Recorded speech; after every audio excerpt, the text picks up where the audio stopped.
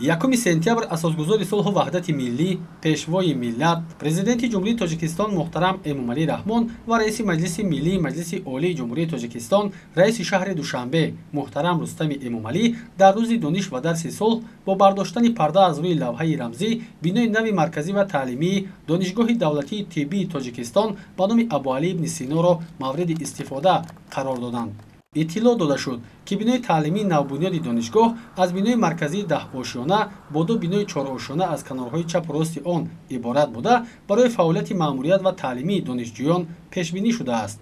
бино аз 62 синфхонаи таълимии барҳаво бо ғунҷоиши аз 20 то 30 ҷойи нишаст, толори компютерӣ бо 80 ҷойи нишаст, 90 ҳуҷраи корӣ, 26 нуқтаи ёрирасон, 2 толори лексионӣ бо 500 ҷойи нишаст, 2 толори маҷлисӣ бо 50 ҷойи нишаст ва 4 озмоишгоҳи таълимӣ барои омӯзиши нозукиҳои илми тиб иборат мебошад. дар шафати бинои маъмурӣ ва таълимии навбунёд толори калони маҷлисӣ бо 1600 ҷойи нишаст сохта шудааст. толори бошукӯҳу барҳавои маҷлис 7437 метри мураббаъ масоҳат дорад. он бо санъати гачкорӣ ва нақшу нигори миллӣ ба таври зебо оро ёфта барои баргузории ҷамъомаду чорабиниҳои илмию сиёсӣ, маърифатӣ ва фарҳангию фароғатӣ бисёр мувофиқ мебошад.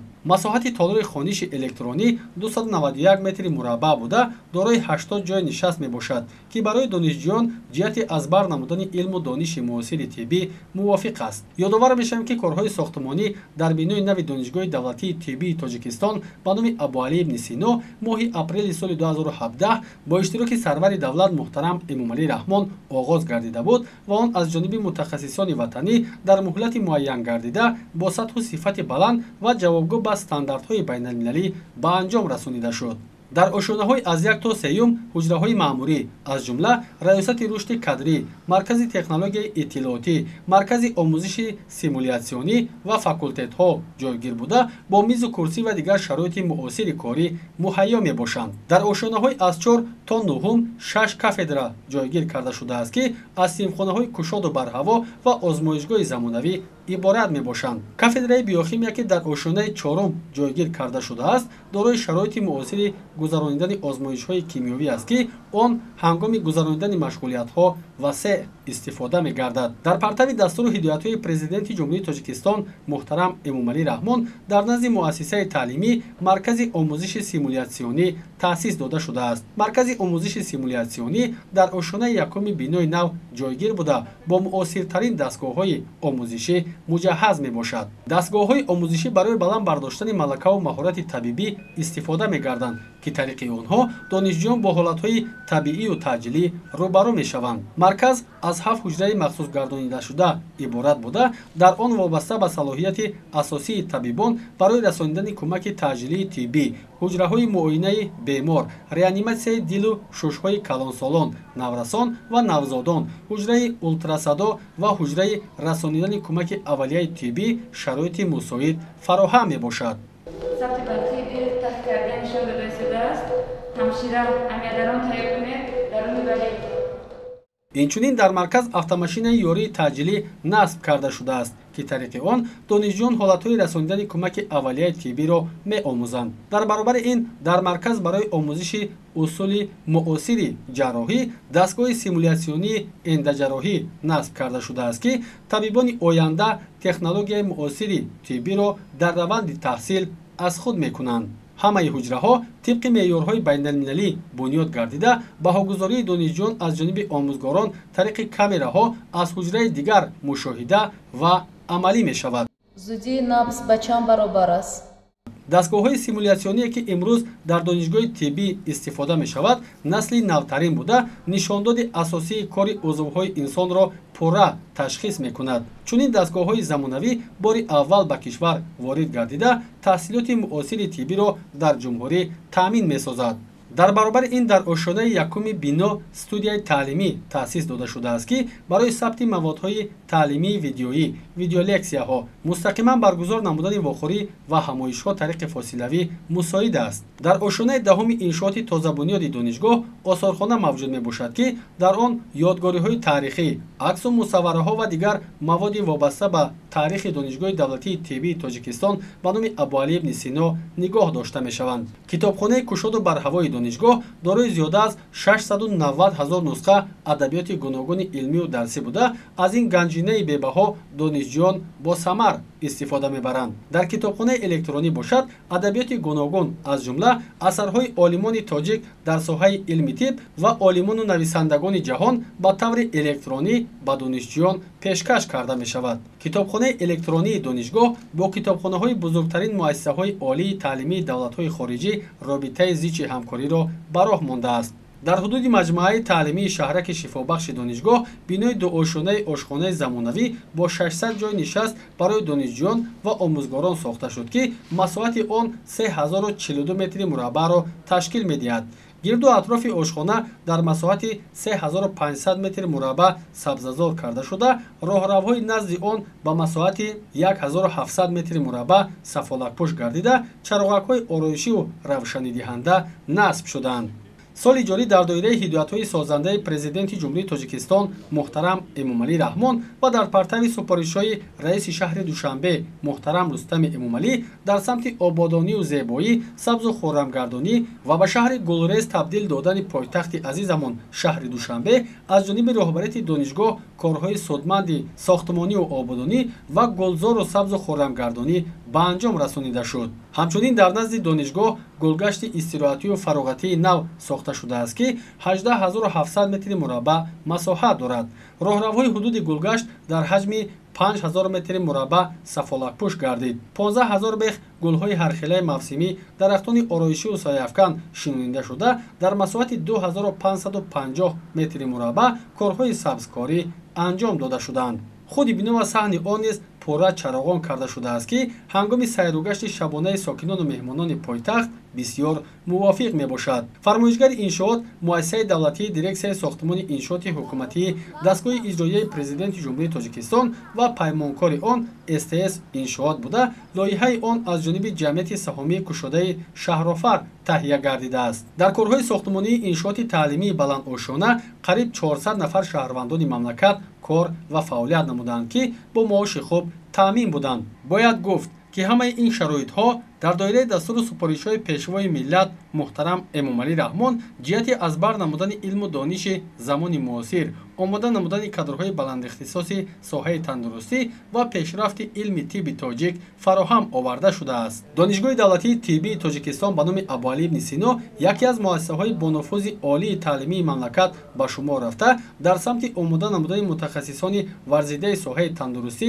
нақши муҳим дорад. донишгоҳ аз рӯи 5 ихтисос кори табобатӣ, педиатрия, ташкили ҳифзи саломатии ҷомеа, духтури дандон ва фарматсия мутахассис омода менамояд. ҳамзамон аз рӯи 40 ихтисоси таҳсилоти баъдидипломӣ, таҳсил дар интернатура, ординатураи клиникӣ, магистратура, аспирантура, докторантура ва таҳсилоти иловагӣ ба роҳ монда шудааст. агар ба таърихи таъсиси донишгоҳ ва рушди он дар даврони соҳибистиқлолӣ назар кунем, ин даргоҳи илм ҳамчун яке аз бонуфузтарин муассисаи таҳсилоти олии касбии ҷумҳурии Тоҷикистон бо тарбияи кадрҳои баландихтисоси соҳаи тандурустӣ дар кишвар, рушди илми тиб ва беҳтар намудани вазъи солимии ҷомеа мақоми хоса дорад. қобили тазаккур аст, ки соли 1939 донишкадаи давлатии тиббии Тоҷикистон ба номи Абуалӣ ибни Сино ба фаъолият оғоз карда, соли 1992 баъди соҳибистиқлол гардидан бо қарори ҳукумати ҷумҳурии Тоҷикистон ба донишгоҳ табдил дода шуд. донишгоҳи давлатии тиббии Тоҷикистон ба номи Абуалӣ ибни Сино 83 сол боз барои муассисаҳои тандурустии мамлакат мутахассис тайёр карда, пойгоҳи асосии таълимӣ, илмию методии Вазорати тандурустӣ ва ҳифзи иҷтимоии аҳолии ҷумҳурӣ ба ҳисоб меравад. дар донишгоҳ 1 академик, 4 нафар узви вобастаи Академияи миллии илмҳо, 85 нафар доктори илм, профессор, 254 нафар номзади илм, доцентон, 406 нафар муаллими калон ва ассистентон фаъолият доранд. донишгоҳ дар давраи фаъолияташ зиёда аз 46 000 нафар табиб тайёр кардааст, ки аз он 1500 нафарашон шаҳрвандони хориҷӣ аз 36 давлати дунё мебошанд. 26 декабри соли 2007 дар натиҷаи сӯхтори шадид масоҳати зиёда аз 9000 метри мураббаъ биноҳои марказии донишгоҳ пурра корношоям гардид. бинои асосӣ бар асари ин ҳодиса валангор гардида, толорҳо ва синфхонаҳо вайрон гардиданд. дар натиҷаи чораҳои фаврии андешидаи президенти ҷумҳурии Тоҷикистон муҳтарам Эмомалӣ Раҳмон дар зарфи камтар аз 11 моҳ биноҳои донишгоҳ пурра барқарор ва аз пештара дида хеле ободу зебо ва бо таҷҳизот муҷаҳҳаз шуд. танҳо барои сохтмону барқарорсозии биноҳо бо супориши сарвари давлат муҳтарам Эмомалӣ Раҳмон беш аз 14 миллион сомонӣ маблағҳои ҷумҳуриявӣ сарф шудааст. 25 ноябри соли 2008 бо иштироки президенти мамлакат муҳтарам Эмомалӣ Раҳмон биноҳои марказии донишгоҳ пас аз барқарорсозии баъди сӯхторӣ дубора ба истифода супурда шуд. ҳамон рӯз баъди ба истифодадиҳии бинои навтаъмири донишгоҳи давлатии тиббии Тоҷикистон ба номи Абуалӣ ибн Сино, сарвари давлат бо шароити нави таълим дар донишгоҳ шинос шуда бо устодону донишҷӯён мулоқоти самимӣ доир намуданд. гуфтан ба маврид аст ки давраи рушди донишгоҳ ба солҳои соҳибистиқлолӣ рост меояд. дар ин давра бо таваҷҷӯҳ ва дастгириҳои пайвастаи сарвари давлат муҳтарам Эмомалӣ Раҳмон доираи фаъолияти донишгоҳ дар самти омода намудани мутахассисони варзидаи соҳа васеъ гардид. боиси ифтихор аст ки хатмкардагони донишгоҳи давлатии тиббии Тоҷикистон ба номи Абуалӣ ибн Сино на фақат дар Тоҷикистон ба халқу ватани азизамон хизмати содиқона карда истоданд, балки дар зиёда аз 50 мамлакати дунё кору фаъолият дошта обрӯю нуфузи давлату миллати тоҷикро баланд мебардоранд. ҳамин тавр давоми солҳои соҳибистиқлолӣ президенти мамлакат муҳтарам Эмомалӣ Раҳмон 5 маротиба ба донишгоҳ ташриф оварда бо ҳайати устодону донишҷӯён суҳбату мулоқоти самимӣ анҷом доданд.